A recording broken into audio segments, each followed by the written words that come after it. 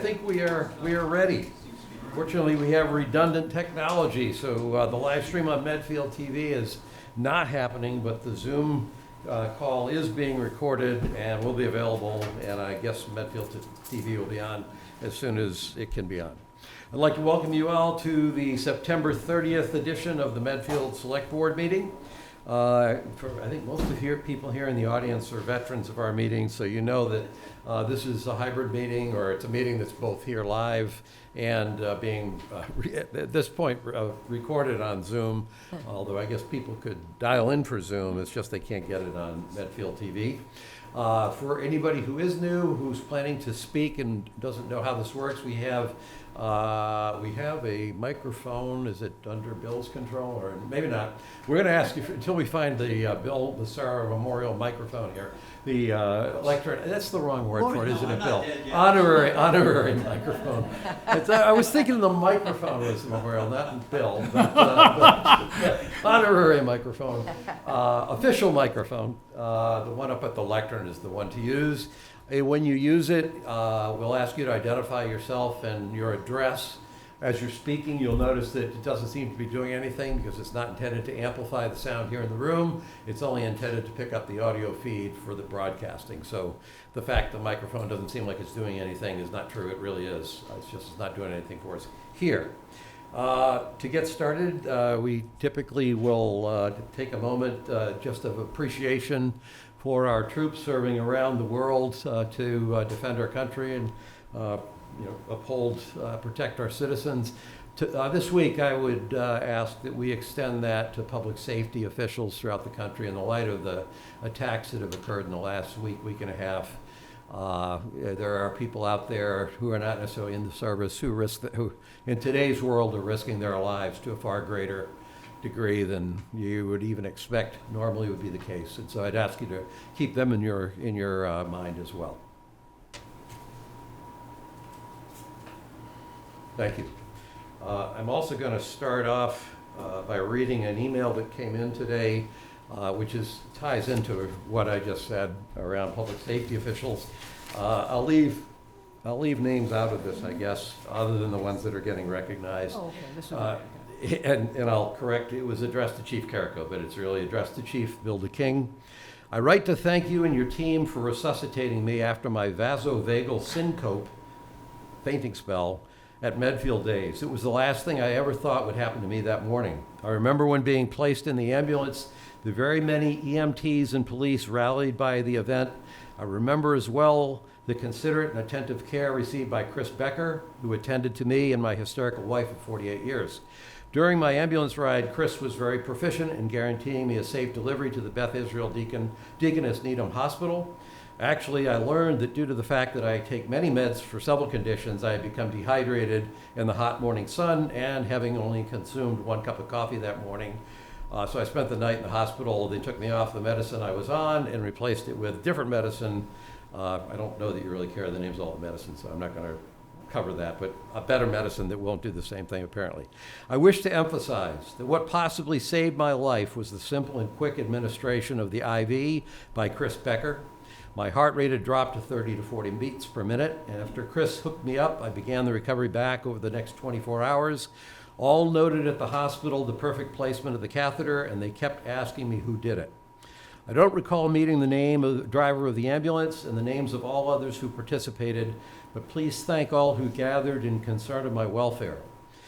I've lived in Medfield for 48 years. Now perhaps I'll have a few more. Thanks to the dedication of your remarkably talented team. Thank you again. And I will leave the name out just given the nature of this. What we see in today's world is that people get tested and called on things who never imagined that they would be called on. And certainly someone at Medfield Day who isn't fully prepared to respond to emergencies like this is one of those people that's called on at unexpected times and to deal with difficult circumstances. I think we all should be grateful that the public safety people we have here in Medfield are as competent, confident, and cool as ours have been on numerous occasions, and just wanted to pass the appreciation of the town on to all the people that were involved there, but more generally all of our public safety staff. Fantastic. Okay. I don't think our first appointment will defer and possibly come back, so Yeah, we'll. something must have happened. Sheriff McDermott did not let us know he wasn't attending.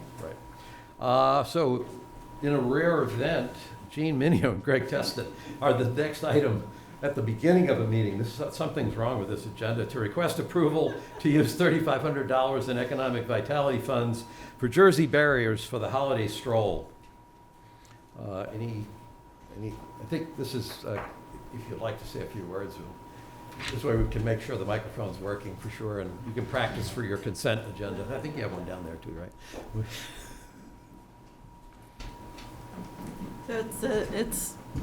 So we've reduced the number of barriers because 109 will be closed.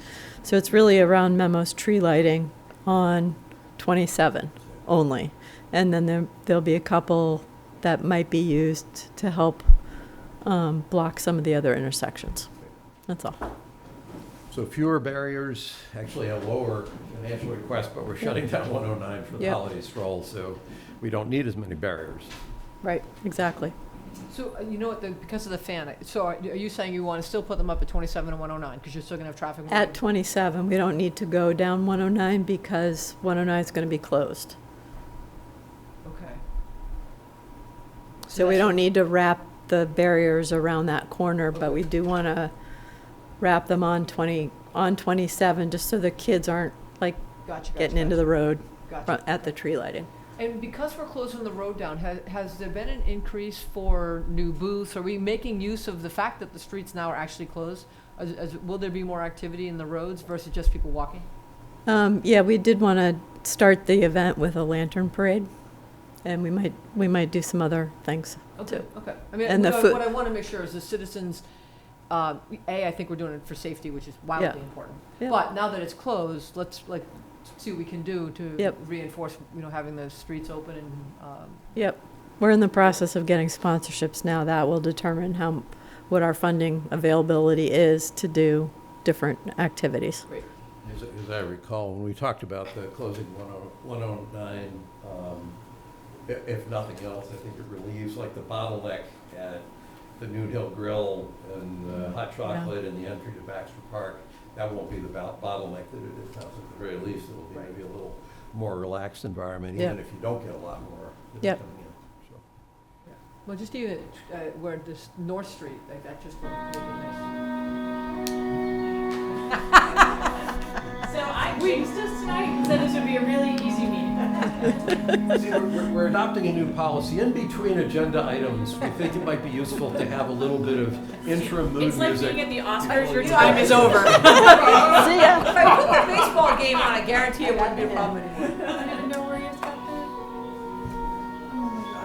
the. Makes me want to dance, Chris. You're getting sleepier and sleepier. So funny. All right. We are possessed tonight, people. So we Gene, need a before vote. This you is- go away, Gene, I just wanted to thank you for closing 109, because I have been worried in the past, and I think it's a great addition to what you're doing this year, so thank you. I would move that we do whatever we're supposed to do here. Authorizing $3,500. Request approval for in economic $3,500 in vitality. economic vitality funds for Jersey Beers for the holiday stroll. I second that. All those in favor? Aye. Aye. Opposed? Aye. Carries. Thank you, Gene. Next, Christian Donner. He's got a lot of things he's asking for. He should have really been at the end of the agenda. Let's see.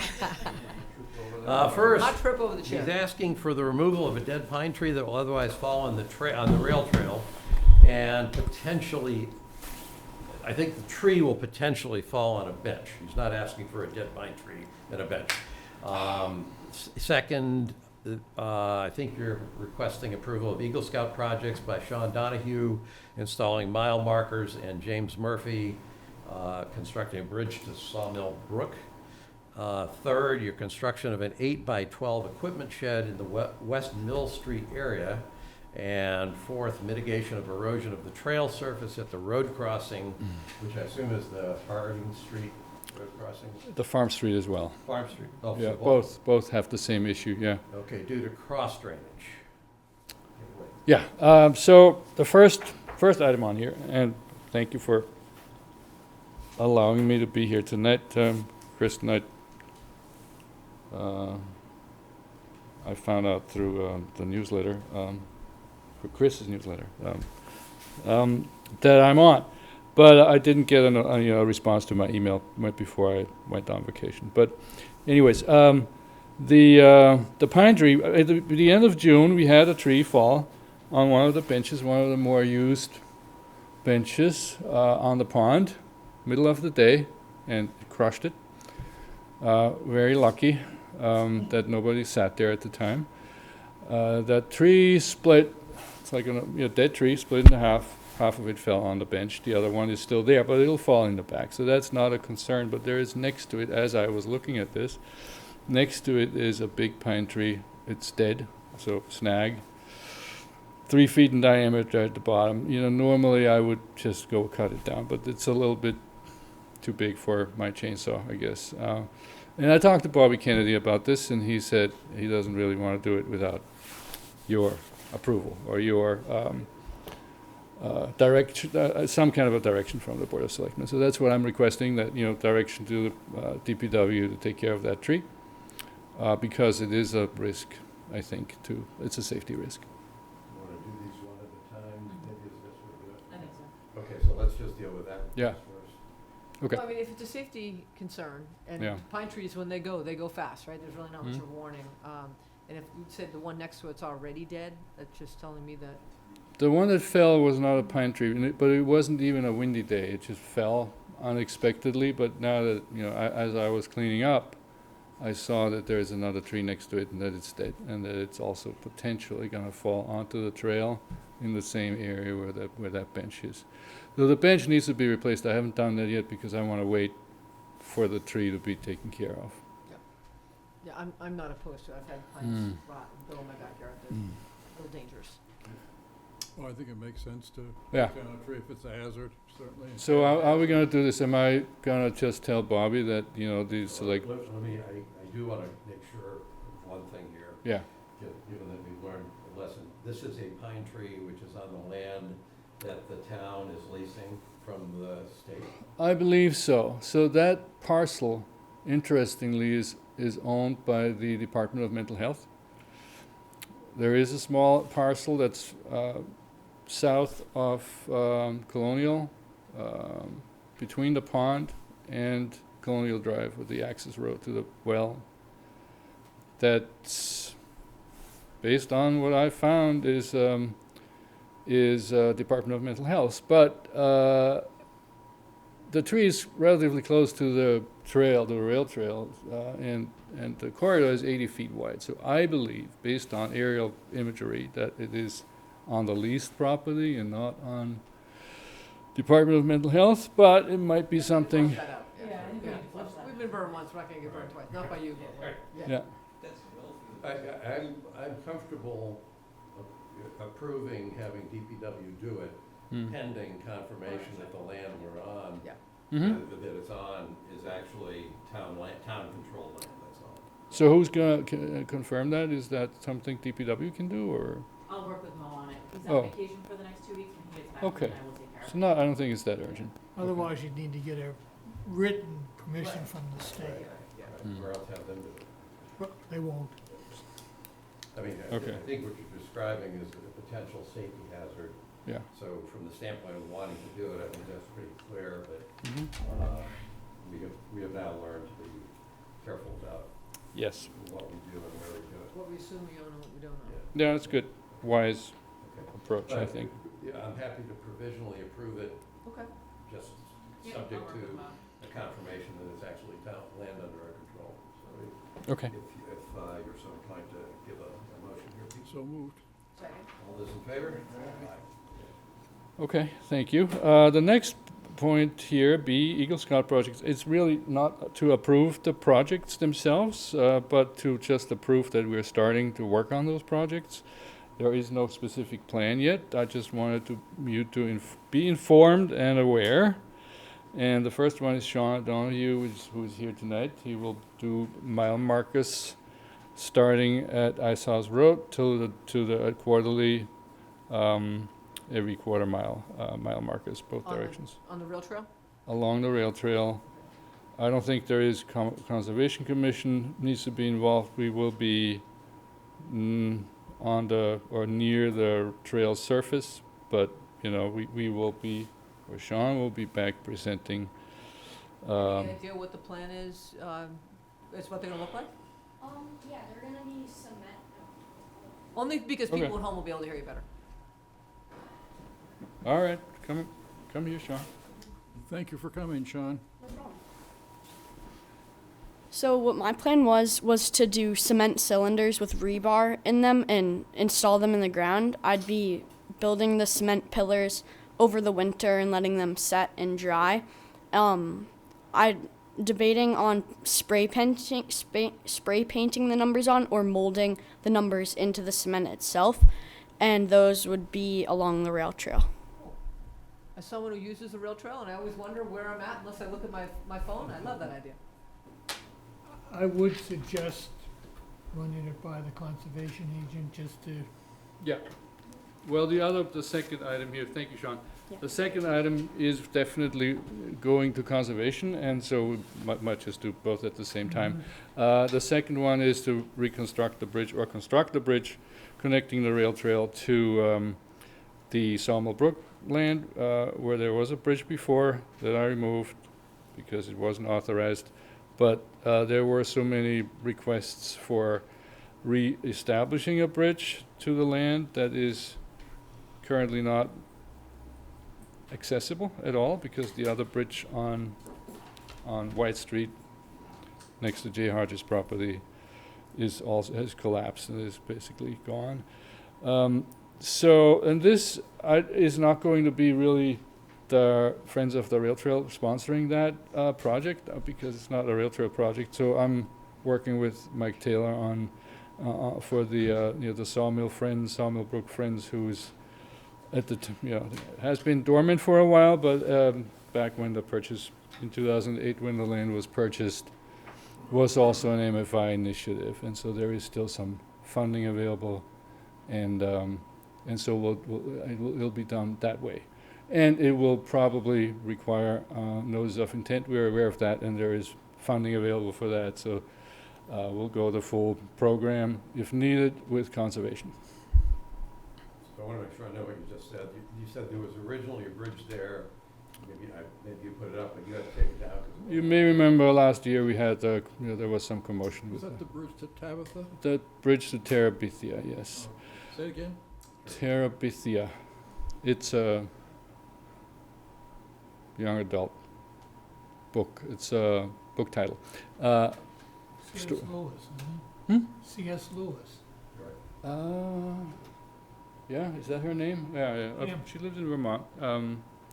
Yeah, there's also a movie. I digress. But the other reason why this is back, and there is interest, is Robert McLeod's passing, and we've had. Was approached by several people who wanted to commemorate Bob on the rail trail because he loved the rail trail. He was there every day. And so one idea was to name the bridge after Bob McLeod. So I have a couple of questions. First, Yeah. the land we're talking about here, you said it's not part of the rail trail. It is town land. It's town land either way, but it may not be entirely on the court. I think it is, but it's, Sawmill Brook is town land as well. It's just the Water and Sewer Department versus the Select Board. Second question Yeah. I have, when I first saw that, I thought the sign was kind of cute. It seemed informal, but will this, you may not know the answer to this. Is this a bridge that's going to be strong enough for a horse coming off a trail to use? So, Mike Taylor and Gil Rogers reviewed the Sawmill Brook Eskers, that land that is currently isolated and not accessible for equestrian use, and determined that it was not of interest because it's so hilly and steep, and so they don't insist on, or they actually don't care if the bridge is accessible for horses. Now, that said, the lumber for the bridge was milled. We have that available. It's sitting at the scout shed behind on West Mill Street. Was milled by Alex Stevens, who donated it. He had a big pine tree. These are beams. They're like 12 by 12 beams. There's and decking. and it's gonna be, 16 and a half feet long, which is substantially longer, which means we can raise it up more and get it out of the, off the shoulders or the slopes on the channel there and up on top of the trail, which addresses some of the Conservation Commission's concerns. But these are all, to be determined, if, you allow us to pursue that.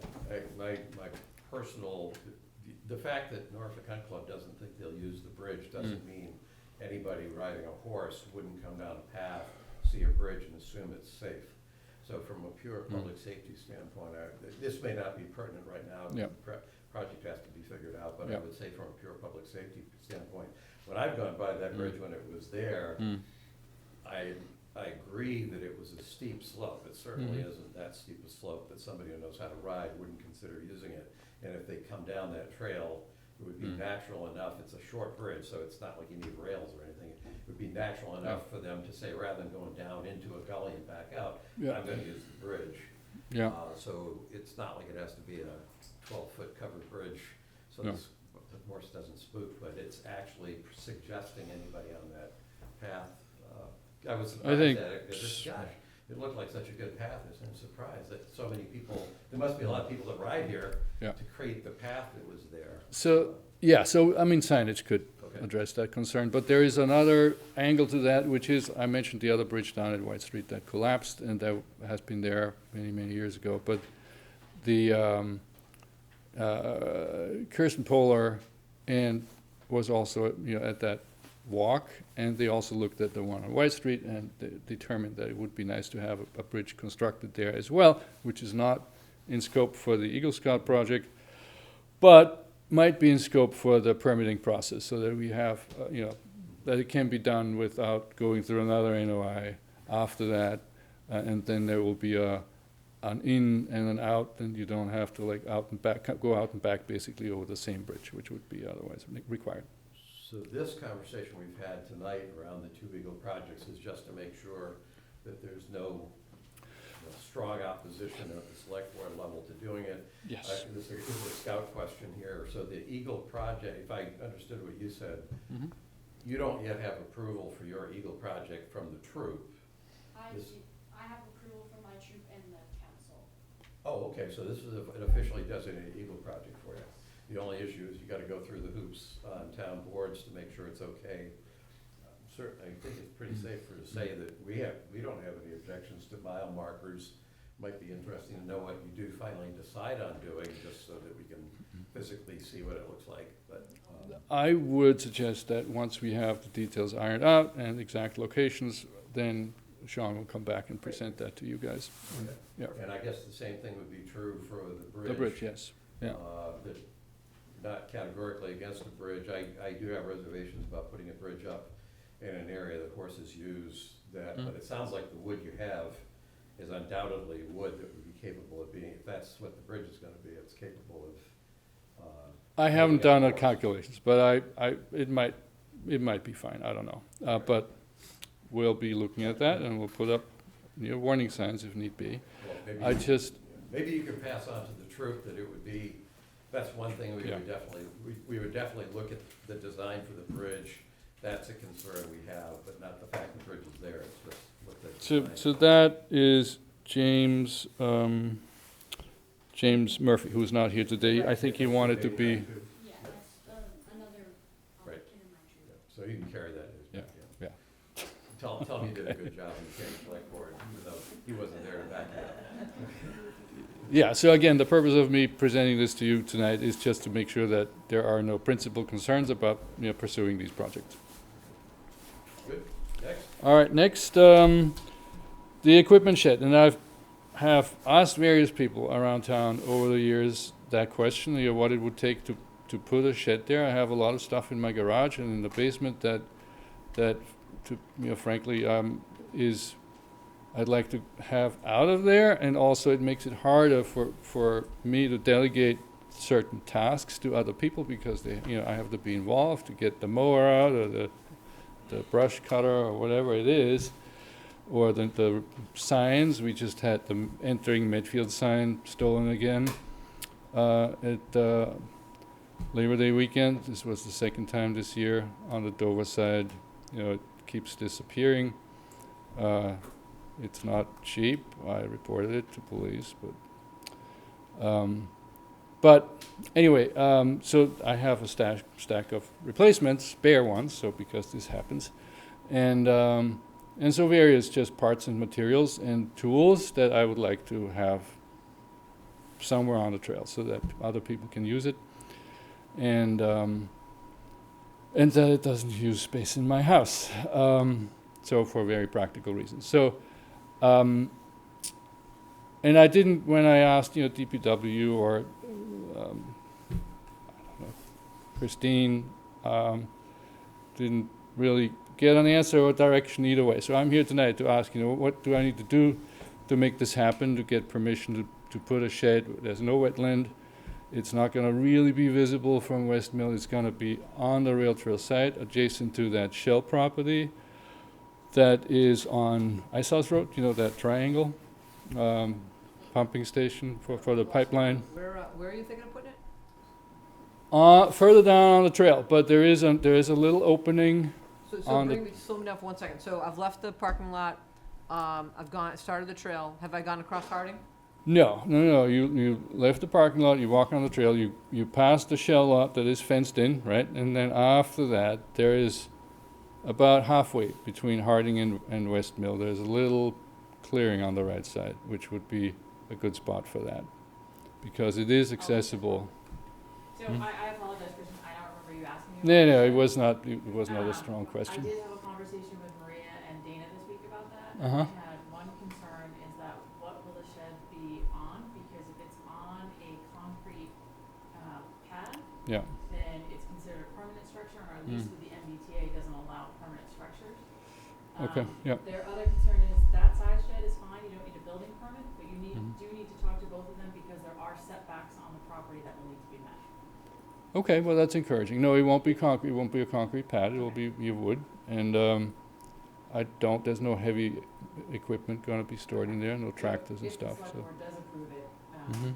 then we do need to make sure that it complies with the lease with the MBTA. Sure. Yeah.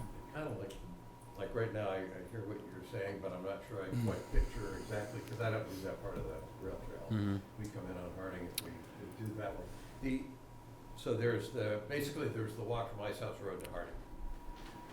This is a shed that would be like halfway between those two? Yeah. Closer to Harding, closer to Ice House So, Road? approximately in the middle. And next time you go there, just look on the right. There's a singular tree, and there's a grassy area around it, so we don't have to cut any trees down. And it's not visible to West Mill? The Through real question I have there- is there any No. reason that we should be worried about how the residents of West Mill react to having I don't think so. I mean, you're gonna see it if you look through, Yeah. especially in the winter when the leaves are down, but I think there is vegetation that covers it pretty much. But it's also not too far, so that we can, move things from West Mill through that wooded area to the shed, if need be, so that we don't have to drive on the rail trail to bring stuff and get stuff out of it. Mark, would you have any? Only again, confirming that it's not within a wetland resource. It won't, there's no wetland there. Well, there's buffer zones and everything else, so you better just double check. On the other side of West Mill Street, behind the houses, there's wetlands, but sure, I mean, I've looked, there's in that whole area, and If you're absolutely confident, that's fine, but. I am absolutely confident. I'm more than happy to come back once, now that I know that there won't be any principal concerns, that, I figured these things out, can draw some plans, photos, whatever you want to see, and come back and have you. That would just be Approve. helpful, just so there's no we thought this and we misconstrued it. I walked the trail enough, I think I know what you're talking about, and actually tomorrow I'll go and walk it just to make sure visually I Okay. have it in my head where you're doing it, but it makes sense to just double Is check. it All the right. Friends of the Rail, who's buying Yeah, the shed? Friends of the Rail Trail are going to pay for it, and they're not going to have any windows, so that, they can't be smashed in, and that's pretty much the only Good project for consideration. someone to paint down the road, a little mural. Yeah? Well, and just while he's here, I guess in the times, I don't use the rail trail every day, but I would bet that of the times I've used the rail trail, especially on weekends, Christian's- I'll see Christian somewhere clearing brush and doing things, so, you know, just in terms of, in you in particular, where you're coming from on this is, I think, been a labor of love of yours, which, I don't know whether you love it or not, but it's been, you've put real effort into something that you thought was important. It Yeah. hasn't gone unnoticed, Yeah, so. thank you. So many people use it. Predisposed to try to find, as long as it doesn't interfere with residents thinking about things or something like that. Yeah, no, thank you. Don't think so. I think this will be an easy thing to actually implement. This is sort of another agreement in principle, Yeah. subject to the Yeah, details. yeah, Yeah, yeah. absolutely. Just checking the Ts and You good with crossing that? Ts, Yeah. dotting the Is. Yeah, okay, thank you. I'll pursue that then, and I'll be back at some point. The last item, and thank you for waiting for me to get through all these, but the biggest maintenance concern right now is washed out sections along the roads. And if you've walked on the rail trail in recent weeks, you've noticed that on Harding Street there is, and I knew this beforehand, and Bob Kennedy and I talked about it. He suggested a paved section, but let me just finish the introduction. So there's water pooling along the street that comes down from Harding Street or Farm Street. The situation is a little bit different at Farm Street, but Harding Street on both sides of the road, north and south trailhead, the lowest point of that section of road is right where the rail trail is. And so on the Ice House, towards Ice House Road side, the water comes in on the right side of the trail, but it runs on the stone dust surface, then sort of crosses over to the other side and then drains into the flower, not the wildlife, the wildflower garden, but the Cosmos that DPW planted, that field area, right? And in the back there's a drainage basin, but it then flows along the side of the trail. But there is a channel that's washed out. It's about 4 or 5 inches deep, and there's no point in filling that in with stone dust because the next day it rains, it's gonna get washed out again. And we had that even the same thing from hydrant flushing. There are some deep channels that get washed out. On Harding Street, it's different because there's water on Farm Street. There's water coming down on the south side along the road, and then it sort of comes in, runs across the trail. So right next to the road surface, there's a channel, and then before the crossing light, before the post, it goes onto the rail trail and then down towards the stream bed down there. But also 4 or 5 inches deep rut. And then the material that gets washed away gets washed further down the rail trail, deposited there, and then it's the thinner, lighter, smaller particle stuff, so it doesn't settle.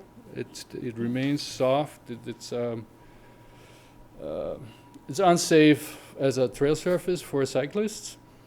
So what I would like to do is have a section paved on at least 3, possibly 4. It doesn't happen on the Dover side for some reason, but on the 3 trailheads or entrances, 2 on Harding, 1 on Farm Street, have a small paved section that is formed so that the water can run off to the sides and not down onto the trail.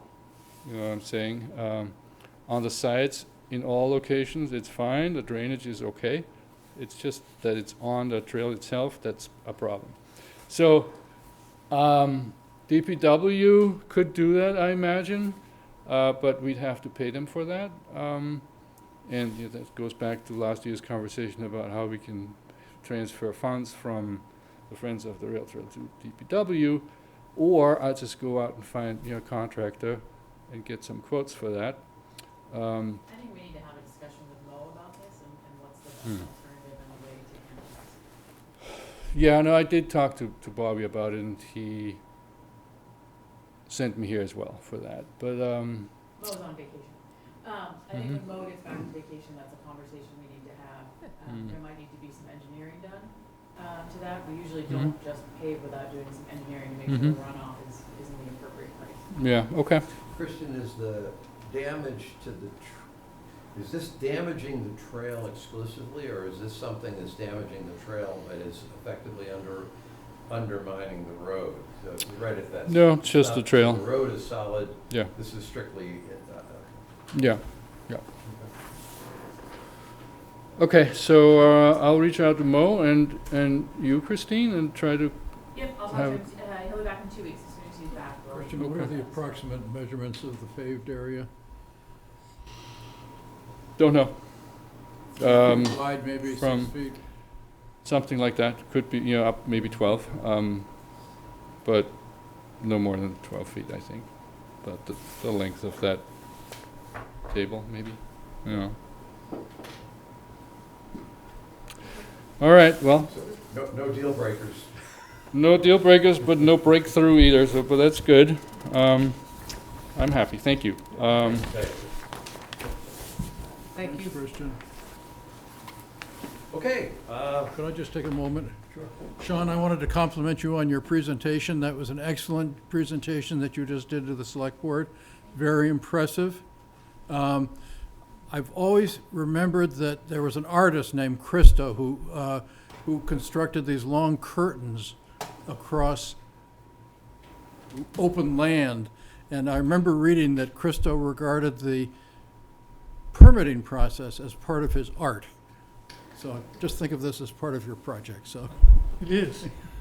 Yeah, It is. I know. That's how the scouts define the project, that you, don't just actually, you actually cannot just go out and do it yourself.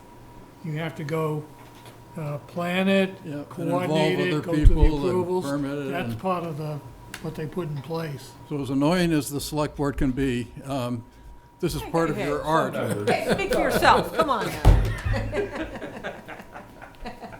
Nice job. Thank you. all right. Back to Jean.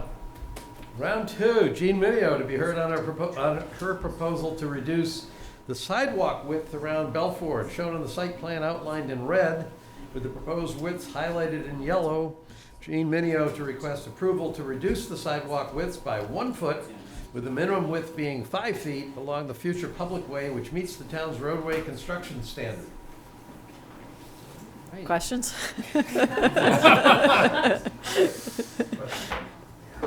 I have But no yeah, idea it's not, don't worry about it.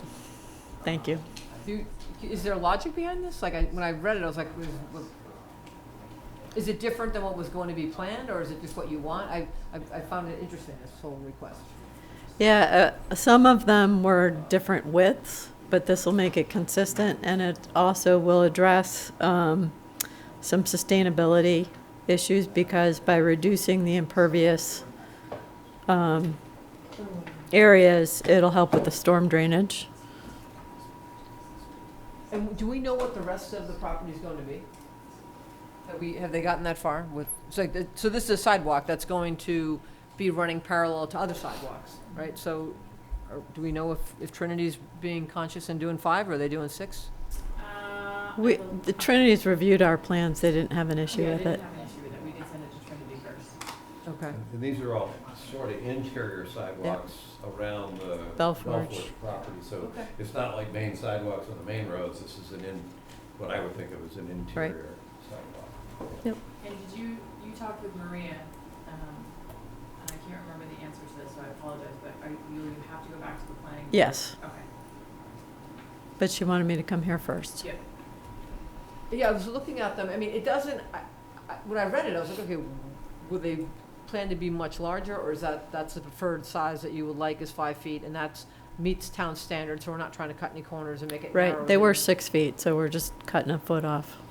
No, the only thing I would ask is because it's a pavilion for entertainment, and if people are gonna be in wheelchair or any access, does that limit it in any way, trying to come and go, or? Nope. I think 5 feet is ADA minimum.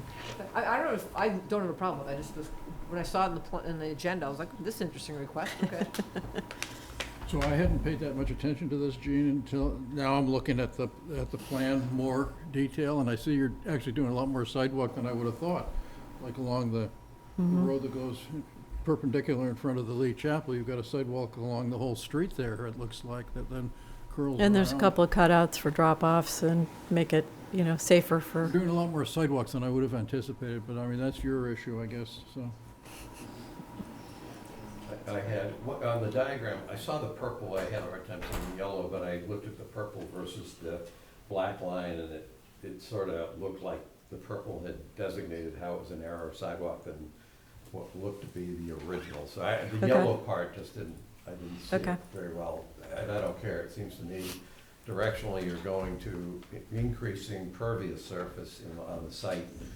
You'd have probably a harder argument to make if you wanted to go from 6 feet to 7 feet for not reasons that we care that much, but Trinity probably would have. So it seems like it's going in the right direction. The fact that a lot of it is sort of bounding the parking lots. It's not like right, people walking on a road.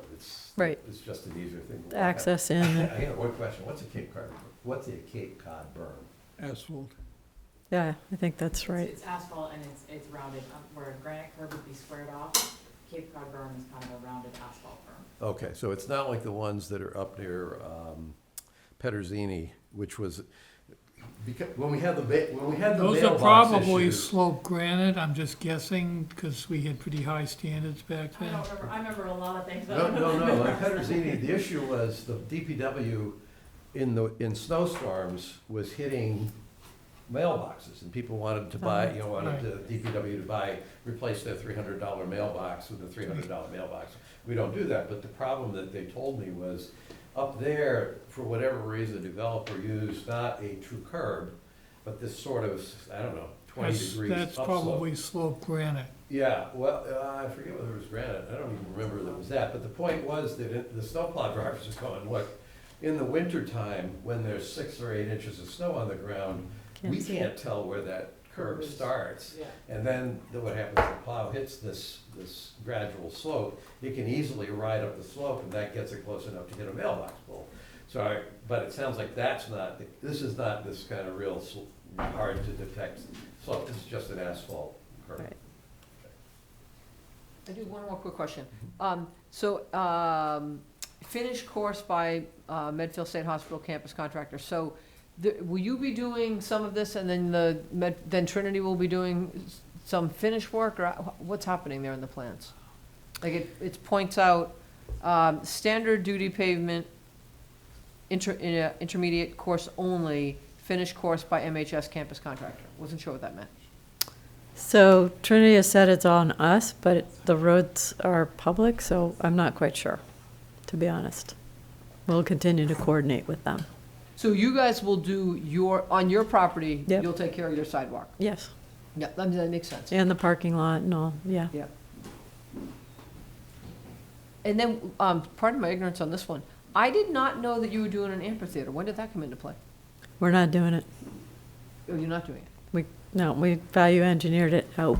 What's that? We took it out. Oh, okay. Then, We okay. wanted to have it be a flat lawn with some built-in seating because there's such a slope Yeah. on that side now, but we can't afford it right now. Okay, so, but it's not, but it could happen down the road. Good. Okay, all right, gotcha. That's a nice idea. If you can get that done eventually, that'd be really nice. Okay, I think we're I good. noticed that too. I liked it.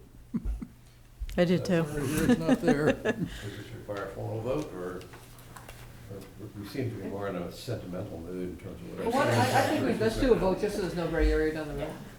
Okay. You probably just want to send a letter to the planning board, letting them know that you don't oppose what's being proposed, since they have to go back for a site plan modification. Okay. So this is an legal approval to change, because we're not the ones that get to do that. Right. Yeah, so we're You're just voting to accept. We're basically voting on whether we accept what you're proposing with the idea that we would pass on or to the planning board that we find it acceptable. From our standpoint, it's acceptable. Right. So moved. Second? All those in favor? Aye. Thank you.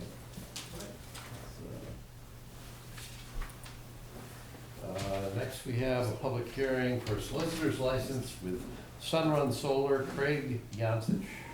They are not here. Good. On that, We got a baseball game to get to. Has he been on the list before? He may have been. think, but only once. The other group, Yeah. we went through. The name three or just four sounded times. familiar. And this one's from Yeah. a year ago.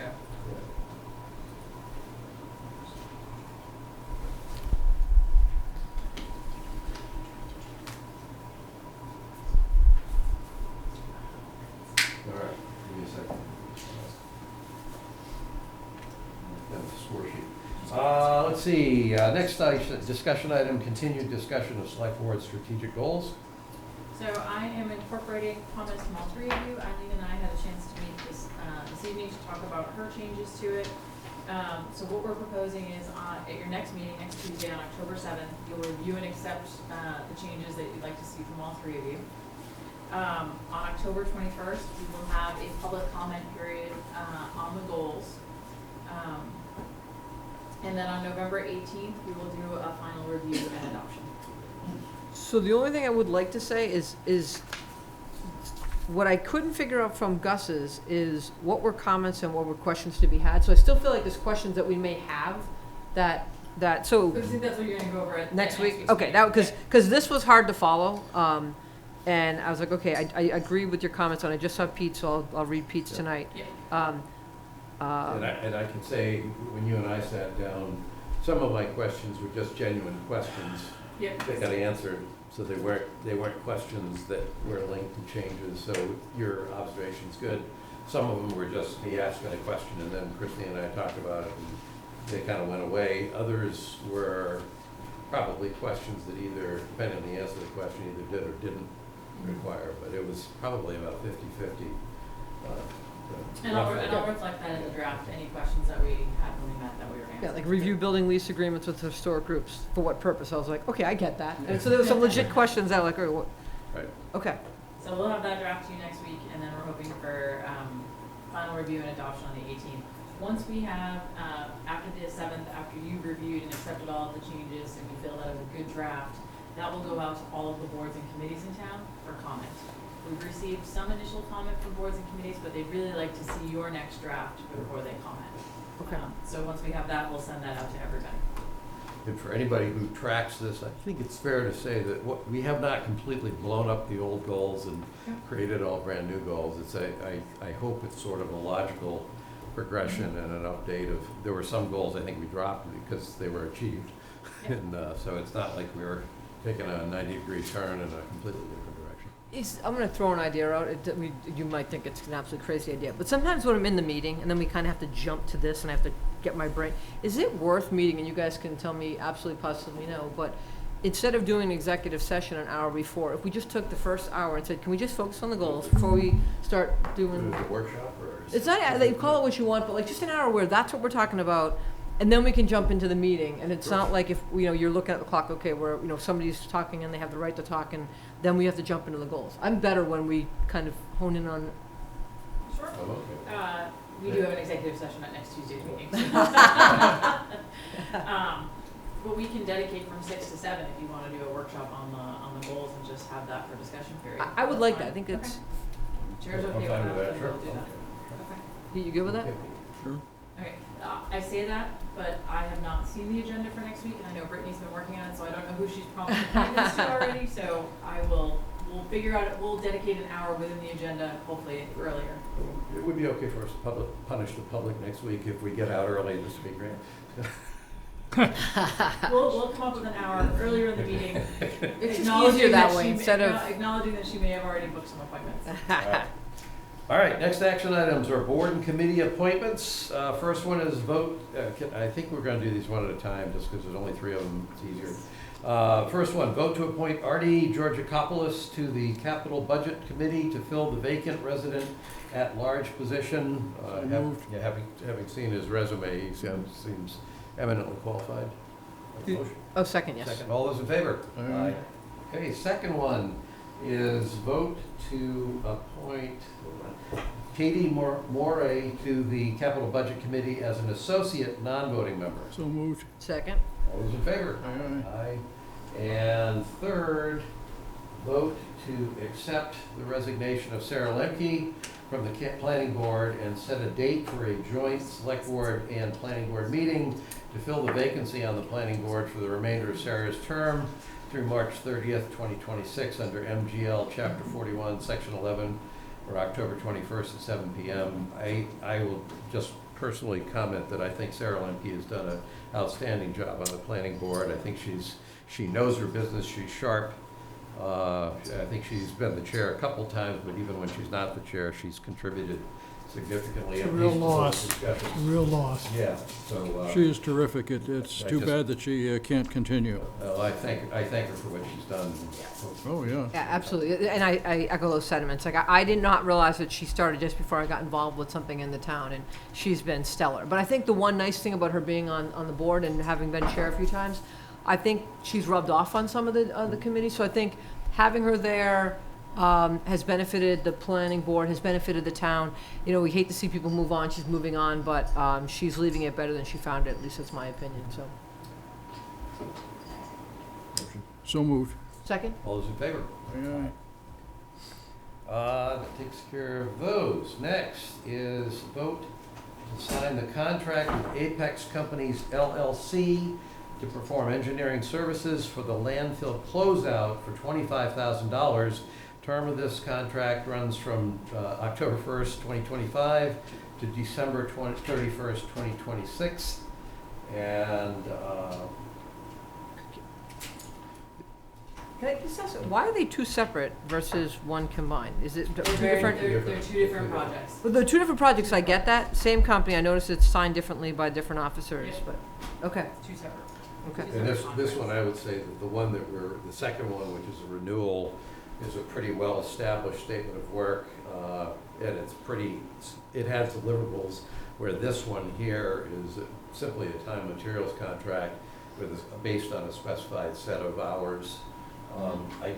When I reviewed this with Mo, I mentioned that at least the original packet didn't have, the billing rates were not included in the packet. Right.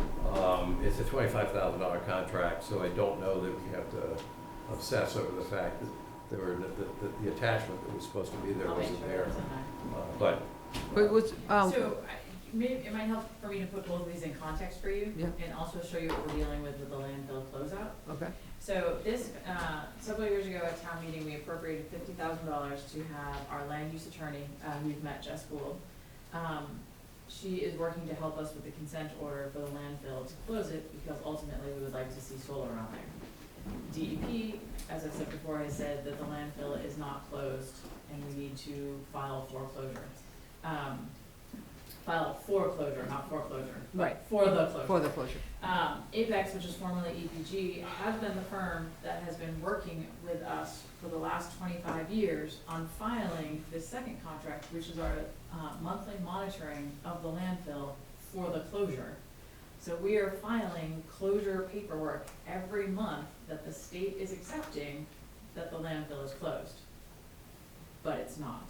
So that's why they're two separate contracts, and we're trying to get to that point, but that's why it's taking so long. That's To crazy. get there, yes. But we're working with DEP and the state to come to a resolution. Even when it's closed out, you still have to monitor the gases coming out and all that sort of thing anyway. Right, but the irony is that I'm filing Oh, yeah. closure reports every month, and they're saying it's not closed, so that's, yeah. Those are the two contracts in and the double irony is, all we want to use it for is solar energy, which in other pockets of the state is sort of an important thing. Crazy, okay. Far better to keep an enclosed landfill totally barren and desolate than to use it for anything, I guess. Okay, So I'd move to sign the contract with Apex Companies LLC to perform the engineering services for the landfill closeout for $25,000. Second. all those in favor? Aye, aye. Aye, opposed. Okay, that one carries. Next, vote to sign the annual landfill monitoring contract with Apex Companies LLC for $40,600. The term of this contract is from October 1st, 2025 to September 30th, 2026. So moved. Second. All those in favor? Aye, aye. Aye. Okay, that one's approved. Next, vote to accept road salt bids as follows. So there's two items here on the agenda. I got balled up on it first. This one is, we are accepting the bids that were submitted as bids. Yeah. The second one is a contract only for rock salt, which is the first of the 3 suppliers that are in this bid list. And Mo explained to me that the reason for that is actually the only salt we're gonna be buying is the rock salt because Medfield treats its own salt. So we're kind of officially accepting the bids that came in when the solicitation went out, but the contract that you'll see after this is only for rock salt. Right. And part of that reason is because this is a joint purchasing agreement, so we're accepting that on behalf of the consortium of the other towns. Oh, okay. That one had me going for a bit. Yeah. I gotta explain. So, vote to accept salt bids as follows. For rock salt, the primary supplier is Eastern Minerals Incorporated, and secondary supplier is Morton Salt Company Incorporated. The second item is for solar salt. Primary supplier, Eastern Minerals Incorporated, secondary supplier, no bidder. Third item is for treated salt. Primary supplier is Eastern Minerals Incorporated, secondary supplier is Morton Salt Company. For what it's worth, if anybody cares about these things, the rock salt was bid at $63 a ton. The solar salt and treated salt was bid at $83 a ton, but we're not actually buying any of that stuff. So do we have a motion to accept the So road salt moved. bids? Second. All those in favor? Aye. Okay, that is done. And next, vote to sign the contract with Eastern Minerals, Inc. to act as the primary supplier for road salt for winter operations at a rate of $63 per ton. That's what we are buying. Yes. Motion. So moved. Second? All those in favor? Aye, aye. Okay, that's approved. Next, vote to sign a contract with Weston and Sampson Engineers for UV system installation, design, and bidding services at the wastewater treatment plant for $67,000 to be paid by ARPA. The term of the contract is from October 1st, 25 to June 30th, 2026. And if anybody cares, we are keeping both the new and UV systems in operation, according to Mo, unless the old one falls apart and it's gonna cost us money to keep it going. So we actually have a dual system, Mark. Well, would send me an email that they had come back and wanted a revision to the indemnity hold harmless language, which I said I would not recommend, and he was gonna report that to them. Did that issue get resolved? Not that I'm aware of. I didn't, I wasn't, and I looked at the contract I got to review was before you got back. So if this is something No, that you this read- just happened. Yeah, no, so what I'm saying, this looked okay to me based on what I read. But I read a version of the contract that's before you got back from your trip. So if what you're raising here is an issue that you've raised since you got back, then I think we probably want to defer signing this until we get, because, yeah, I wasn't smart enough to detect whatever you detected and. No, no, Or- Mo weren't. Mo submitted the draft contract to them. Okay, As frequently happens, they came back with proposed revisions. okay. The one that they proposed, I did not find acceptable. That just happened this morning. Okay, so I think we Yeah, defer, defer. we just defer voting on that one.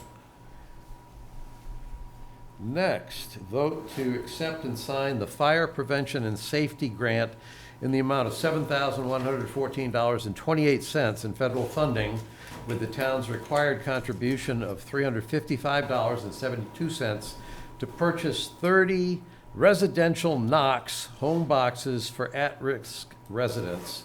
And I think you explained to me what that was, so I'll let you explain what that is. Yes, so Chris Becker and Chief King wrote the grant for this. It allows us to purchase 30 residential Knox home boxes, which are small boxes that go on the outside of, typically it's seniors, but go on the outside of your home. Only the fire department has access to that box and your home key is in there. Yeah, my mother had one, yeah. And what that allows is if we have to do a well visit check and we can't get in the home, then we typically get in the home. Yeah. This alleviates that and allows them to enter with a key to make sure everybody's okay. So are we aligning that with, so my mother had one down in Falmouth, and she had the button on her wrist, where if that went, that triggered the call to the service, which then allowed the fire department to come in, because typically she couldn't get up. So is it in alignment with anyone in the town who might have one of those devices, or how are we figuring That out? would be separate. If they have a private contract to do that and it goes to notify the fire department, then the fire department would know whether or not they have access by a key from the home, but it wouldn't be in coordination with that. Well, actually, it was. That's, I found interesting because we couldn't get the fire department to come and take it off the house, which I found wildly frustrating. But it was, once we got the device, then I had to go to the fire department to have it installed. So that's why I'm intrigued. I can talk to Chris this weekend. I'll be down there. I would talk to Chris this weekend, but I don't Okay. believe they're intertwined. We have 12 of these existing, and this will allow us to purchase 30 more. And how will we decipher who's, They usually sign up at the senior center oh, good, okay, through Sarah. okay. So I had a related question to that. I think in the paperwork we got, each one of these boxes is $249. I don't know what the total population for people who might like this relative to 30 plus the ones we already had. I wondered whether there's any way someone who wanted one who didn't benefit from this would have an option to purchase one, be at their own expense, but $250, if you can't get one because we haven't bought enough to give everybody, I see what you're saying. is there any option that somebody might have to say, gee, I wish you were buying it for me, but you're not, so I would like to buy one. I'm just curious. It doesn't affect what we do here, but I'm curious whether that might be something we I'll have could to talk do. to the chief about that. Okay. Yeah, I'll talk to Okay. this weekend. Yeah. I'm going to the open house, so I'll see you there Saturday. I'll put that as a Yeah, reminder. we can talk to him about that. I do want to take the opportunity to thank the federal delegation for getting this grant through FEMA. Cool. We appreciate their work on this for us. And the other question I had is, who is the recipient signatory official that's signing this acceptance? Is that It is you? you. It's That's me, Chair. okay, so it's Chair, okay. And it will drive you nuts because they left you very little room. I won't be able to do my normal flourish. It's very small. All right. Yeah. Okay, we have a motion? So moved. Second? All those in favor? Aye. Aye, okay, that's approved. Next, vote to sign the annual MOU between Medfield Cares About Prevention, MCAP, and the town of Hopkinton for our Mass Call 3 grant. And it looks like we have Kathy coming up to explain this one. Hi, everybody. Hello, thanks for coming. You may remember, but I'll give you just a quick synopsis. The Massachusetts Collaborative for Action Leadership and Learning 3, Mass Call 3, is the third iteration of prevention grants awarded by Massachusetts Department of Public Health Bureau of Substance Addiction Services, BSAS. There's a lot of letters. The grant provides funding for communities with existing capacity, infrastructure, and experience to implement a systematic public health planning process and/or implementing comprehensive set of evidence-informed prevention programs, policies, and practices. So that's a mouthful. What that means is this is our ongoing work with youth prevention, youth substance use prevention work. You'll probably remember that we have the DFC federal grant. This is a cluster grant, and we work with the other towns, including Hopkinton, Wayland, Medway, Holliston, Medfield. Hopkinton is the lead on this, so the money comes through. Hopkinton, this was different. Before we had a certain piece of the pie. Now what we do is submit invoices directly to Hopkinton. They pay the portion of this bill under our logic model steps strategic plan that we're working on, which coincides with the work that we're doing for DFC. So it's a really nice way to extend the work that these individual communities are doing into collaborative community projects if you see a problem in Medfield, you very often see that in Medway, et cetera. So it reaches across the town borders and really expands our capacity with like-minded folks doing like-minded things. My only administrative question on that is, who signs this one? Well, I think that's you again. Again, okay. Okay. Yes. I have all these different names to the people who sign, and they're not consistent. Yeah. I think what you'll have here, Gus, if you have is like you initial each of these agreements Okay. down, and then you sign, and then after we give it back, they sign. Okay. Or any of Do you want those this? agreements I'm initial, I haven't seen, I don't think I've seen that, or I didn't pay enough attention to it. I can give it to you. But I assume, are any of those agreements that I initial, are they controversial in any way? No, it's like, we agree to share our data. Yeah, okay. We agree to, Oh, this is at the upfront part. Yeah, I did read those, and I just said, okay, it's just a matter of sitting there, we're willing to share the data we have. no, this is year 3 Right, of our right. up to an 8-year partnership. Yeah. No, And, okay. yeah, I so did this- read that. I didn't know how to initial them, because I went through it all. It's like, well, yeah, it would make sense that you share data if you're a regional. Exactly. What good would it do if you couldn't share data? So, And we have some safeguards around sharing Yeah. that data about how it is utilized in a protected capacity until that information is released to the grid, because sometimes we're sharing data before it's released to the greater community, and Yeah. so we're sensitive to that. okay, got it. Motion? So moved. Second. All those in favor? Aye. Okay. Thanks very much. That's done. Thanks, Thank Kathy. you. Thanks for doing that yoga on the turf. Oh, thanks for coming. Let's see, consent agenda. We have 4 items, one with 4 sub-items. First, vote to sign the proclamations for Daniel Kemp and Benjamin Simonini for earning the rank of Eagle Scout. They have their Eagle Court coming up in the middle of October. I forget the exact date, 18. but I'll be there at that, and I'm not sure who else. I will not be able to make that. Okay. Second, vote to approve the Church of the Advent's request to post signs advertising its annual holiday bazaar from November 1st to the 16th at the usual locations. Third, vote to approve Medfield TV's request to post signs advertising the annual Scarecrow Spooktacular fundraiser from September 29th through October 18th at the usual locations, and just as long as you're getting free advertising here. And I believe the Spooktacular is at Hinkley Pond this year again. Okay. And then the fourth item, vote to approve the MHS Theater Society request to post signs at the usual locations on the following dates. A, advertising the fall musical from November 7th through November 21st. B, advertising the spring play from February 20th through March 7th. C, advertising Mad from April 24th through May 8th. I'm guessing that's like, I don't know, Medfield. After dark. Oh, after dark. Okay, I thought maybe we had some angry people in Medfield that wanted an event. And fourth, advertising the middle school play from October 24th to November 8th. Do I have a motion to approve the consent agenda? So moved. Second. All those in favor? Aye. Aye. Okay, those are all done. There are no meeting minutes. Let's see, gifts, no citizen comment? Okay, town administrator updates. So I have a few. One, Medfield Day was just spectacular, and I was working, selling the tickets for the kids' rides, and I was working with a woman who was volunteering and has bought a house in Medfield, but actually has not even moved in yet. Oh, jeez. And she said something to me that I've been thinking about since you said it, and it was, if anyone was ever on the fence about moving to Medfield, they should just attend one Medfield Day. And it's so true. I mean, it totally encompasses our community. Everyone that was there, thank you to the Janes Ave residents who were gracious in allowing us to close the road that day and allow the kids area. It was so So much well better, planned. yeah. It was so much better for us and for the parents. Better than the Montrose site?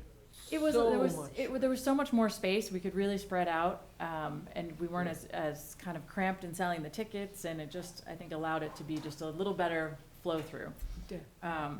You know, as an aside to that point you just made, 30 years ago when we were moving up from Mystic, Connecticut, because we like to sail, we were actually looking at the coastal communities, and that just wasn't working out. And we had some friends down there that had friends up here. We met them for Medfield Day in '95. And at the time, I was a little sour about the fact that we weren't going to be somewhere where I could sail my dinghy. So I was not predisposed to want to be landlocked. But after Medfield Day, I had the exact same. I walked away and I said, you know, I've seen lots of kids that cut up the way you'd expect people to cut up, but this is a really decent town. And that's actually when I changed my own mind about the idea of moving to Medfield. It was true 30 years ago. It's good to hear that it's still true. It's still true. So thank you to the residents of Janes, who were definitely inconvenienced that day, but were very gracious, and we found them alternatives for parking. The board and committees that staff the booth is just incredible. So thank you to all of them for giving up the day. Having our police and fire there, having our staff there.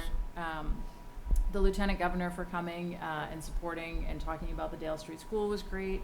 And just thank you to Memo for taking that on. It's not an easy undertaking, and I know how much everybody appreciates it. So another successful Medfield Day. Just a reminder that we have the fire department open house this weekend, and that is from 10 to 4 on Saturday.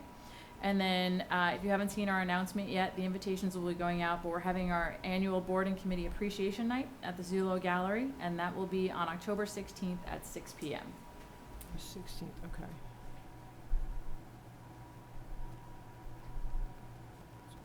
Are we getting a beer and liquor license for that night? We'll talk about it.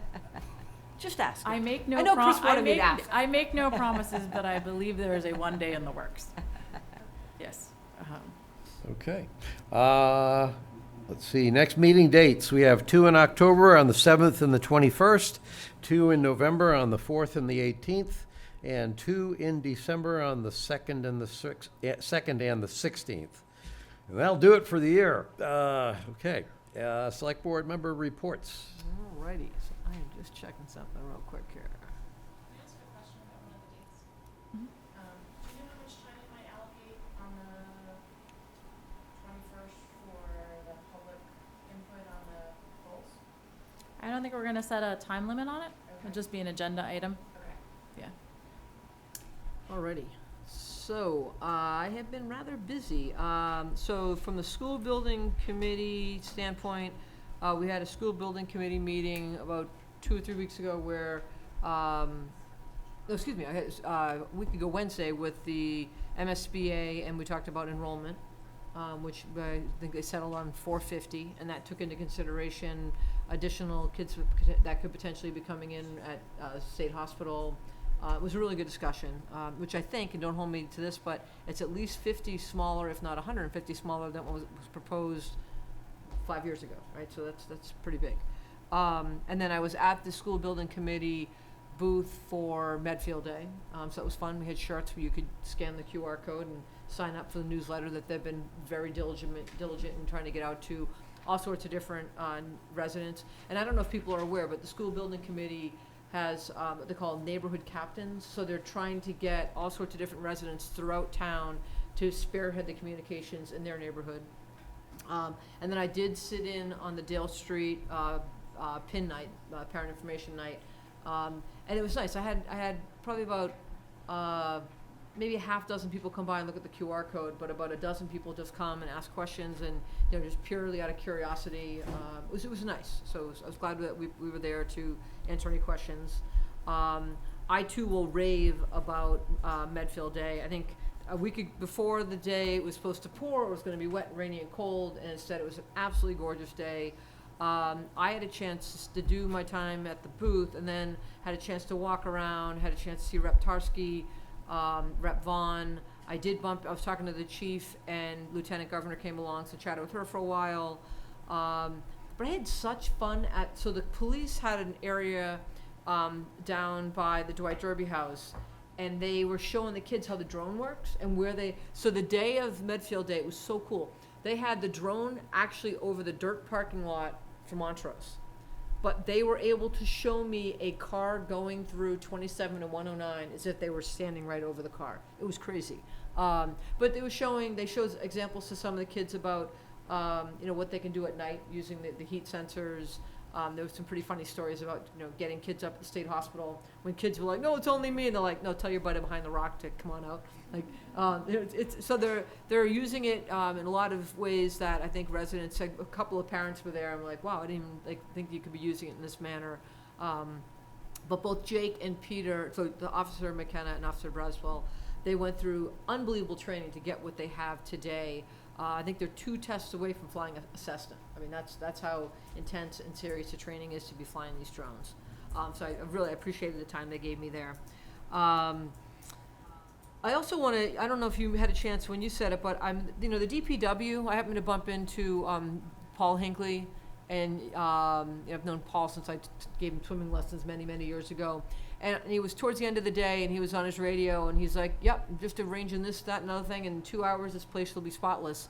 But needless to say, he was there bright and early in the morning helping set up some of the tents, so. You are correct. I completely missed them. I had a checklist and No, it's okay, but I missed mean, them. it's a team effort. I mean, you Yes. have Memo, you have our fire and safety, but, DPW is behind the scenes, and they're not getting, the flashlight on them throughout the day, but I really appreciated with Paul, just to see how hard he was working as the day was winding down.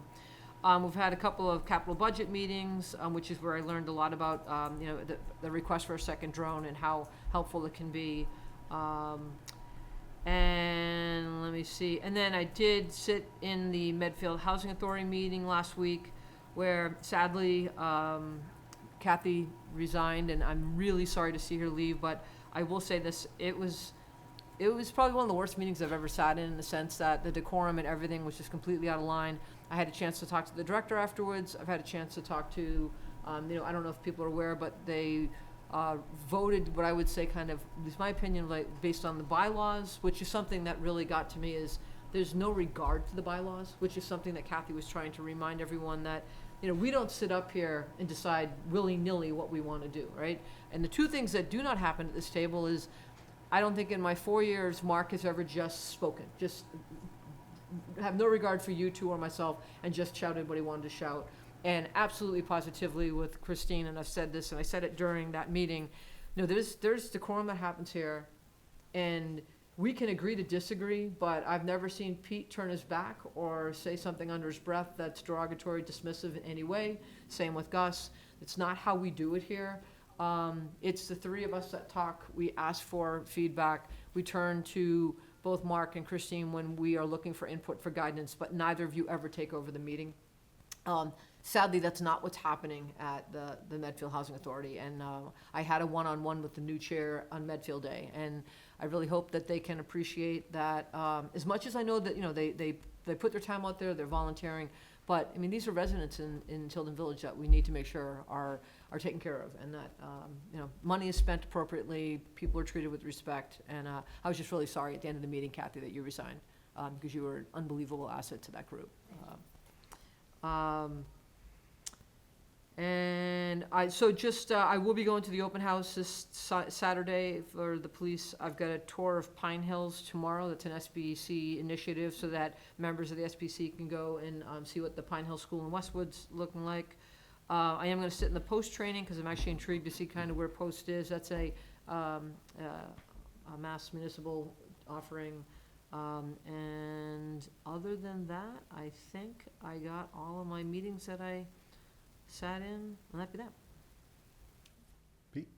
I would just repeat that Medfield Day I thought was hugely successful this year. It seemed like it was well attended, and it seemed larger than it had been. So when sort of one of my epiphanies about it was that it's one of the things that there are a series of things that make a town's quality of life better, and that the Medfield Day is one of those things for Medfield, that it's a real important thing for the town.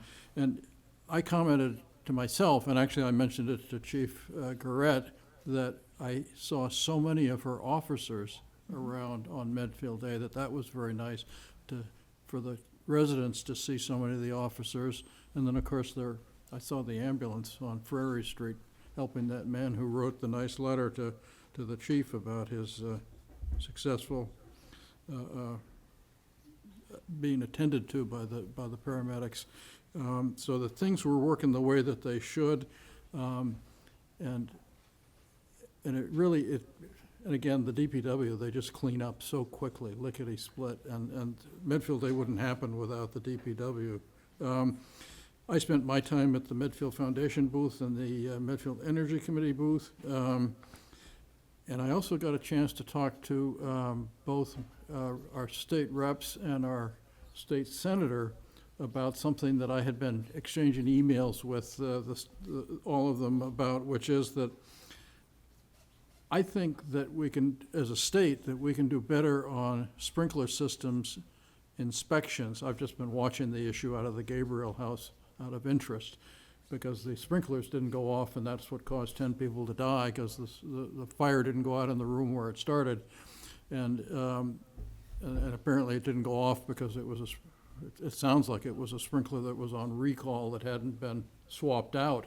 And so I was suggesting to our state delegation that maybe they should look at the way that the hazardous waste gets handled and enforced in our state, which is that we require licensed site professionals to certify certain things. And I was suggesting to them that you could do that with the sprinkler systems and make sure that they're operating properly rather than just, because somehow they're not getting properly certified. I did go to Kathy's yoga on the turf. Paula Clary from Medfield Yoga down on Park Street gave a wonderful presentation for us, and that was for outreach and the Medfield Coalition for Suicide Prevention. I went to the ZBA hearing on the 86 Plain Street 40B. And I also today just happened upon the UCC's pumpkin patch. And there were two lovely ladies, Ms. Belmont, former teacher of Kristen's, and Ms. Chung were there, and it's nice. huge. Yeah. And Walk by with Marie it was, tonight. I would have bought a pumpkin, but I was walking and I didn't want to carry it home, so.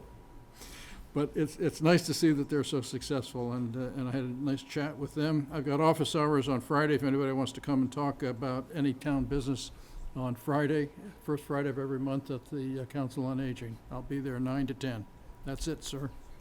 So Gus, can I just chime in real quick, because Pete brought up something. So I was actually talking to the chief about every officer on the force was there, except for the ones that had recently finished their shift. She said everyone was asking about coming. So I'm glad that Pete brought that up. That, I mean, they were out there in full force, and that was. And Barry McGrath the deputy chief reminded me that last year he got a bunch of people to run in the Angel Run as part of their sort of community outreach and participation in Medfield. So that was.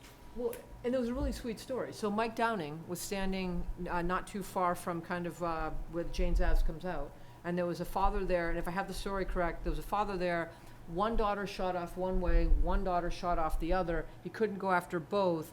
He was trying to follow one. This one got lost. The little one got lost. And the little girl came up to Officer Downing and said, I know you, you come into my school, I know you can help me. And it's like that whole idea of the community facing, and she's got them out there, they want to be out there. And he was like, no problem, we'll get you set up. And it was like in a matter of moments, everything was good. But instead of the little girl being afraid, that's who she knew she could go to. So I thought it was kudos to Mike Downing and the crew. Short report, I had, back on the 17th, I had an MS Teams call with Habitat for Humanity, who was, they wanted to have a preliminary discussion about the potential for putting up a Habitat for Humanity house here in Medfield. I suspect everybody knows Habitat for Humanity. It's a good organization. The location that they were calling about was on, for some reason, the address is Surrey Road, but the location is Colonial Road. It's on the other side of the woods. It actually goes out to Colonial Road. And they were inquiring about the possibility of doing that. A couple things. My sense is that they do not have the support of the neighbors. And I'm not saying that the neighbors definitely are opposed. I'm just saying there's issues around that. Obviously, where we're going with affordable housing on its merits, there's no urgent reason for us to need yet another affordable house. And I say that without implying that, well, because we don't need it, kick Habitat for Humanity to the curb. But that's an issue. I raised the question of whether they had looked at the property on the Hinckley property opening out onto Harding Street, because effectively that property is town property that's almost completely unusable when we didn't get the approval to be able to sell it, which would have helped us with the schools. We basically have this piece of property that can only be used for Dover Amendment purposes. So Habitat for Humanity was expecting is too strong a word. They were hoping that the town's contribution to a project would be that we would give them land. And I can think of some land I could not have any trouble giving them, but there are technical complications because of the siting. So it's like, they said they're going to look at it.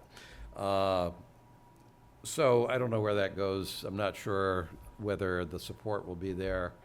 And I'm not sure whether the technical feasibility is there and some of the options, but at least I had the conversation. And they wanted to talk to me Gus, are you before coming saying, to are you the, saying that they're looking at the Hinckley land? I asked them to. Oh, Yeah, okay, all yeah, right. I- So I, one of the uh, neighbors of the Hinckley land is asking about buying it from the town, so that may develop too. Well, the tricky part will be that the town turned down our ability to sell it. So I'm more than happy. My interest in that land is to capture the value of that land and put it toward the school so that we minimize the impact on taxpayers.